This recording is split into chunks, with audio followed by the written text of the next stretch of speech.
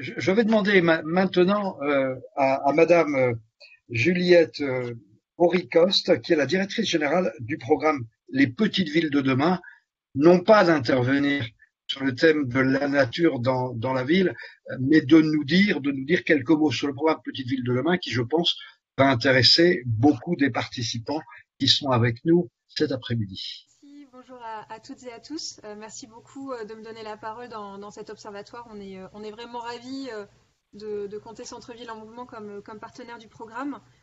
Donc Petite Ville de demain, c'est un programme de l'agenda rural, comme ça a été rappelé à l'occasion du comité interministériel aux ruralités mi-novembre dernier, le 14 novembre dernier.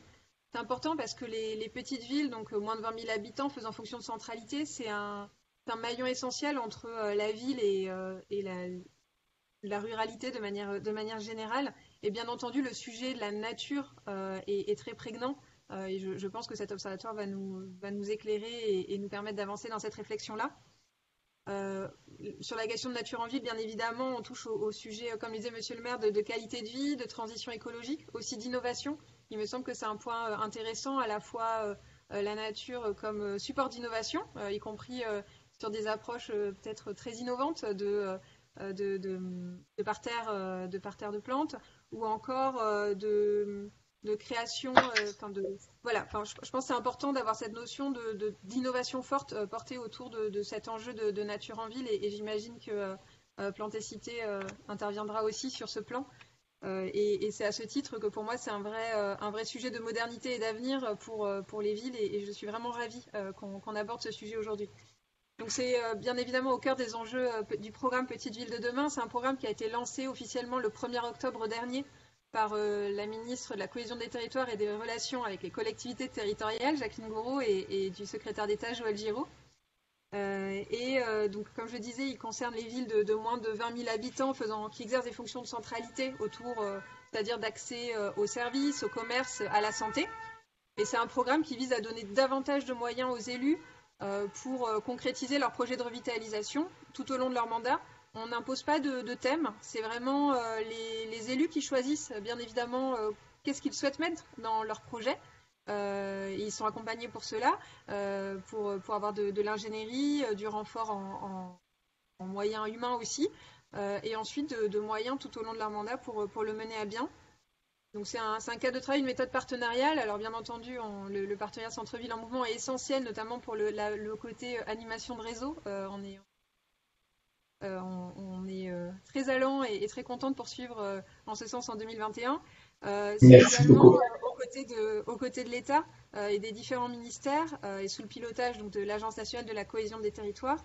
Il y a un grand nombre de partenaires qui sont mobilisés, notamment financiers, en particulier la Banque des territoires, l'ANA, le CEREMA et l'ADEME, qui sont donc des partenaires essentiels pour permettre d'avancer tant en apport en ingénierie que pour trouver des moyens de soutien des projets. Et puis après, plus de 30 partenaires dans l'action qui sont d'ores et déjà engagés, en particulier un grand nombre d'associations d'élus, et c'est essentiel. Donc les prochaines étapes, pour ne pas être trop longue, il y a eu 3 régions et DROM qui ont fait l'objet d'annonces le 14 novembre dernier, donc en Centre-Val de Loire, l'île de la Réunion et Provence-Alpes-Côte d'Azur. Donc là, le soutien opérationnel s'engage, principalement dans un premier temps en ingénierie, recrutement de chefs de projet et soutien au commerce. Malheureusement, c'est de criante actualité.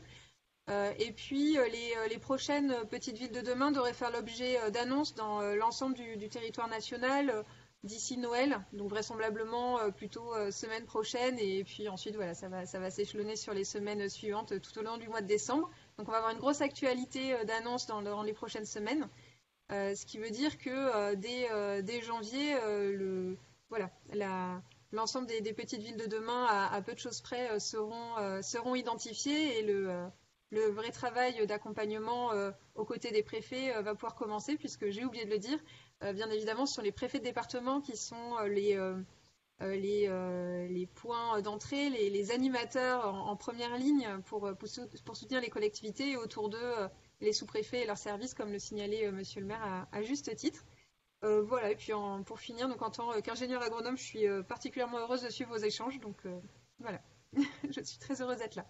Et nous, au niveau du bureau, tout le bureau se félicite vraiment que les petites villes, qu'on soit des partenaires voilà, des petites villes de demain. Merci, merci Madame la directrice.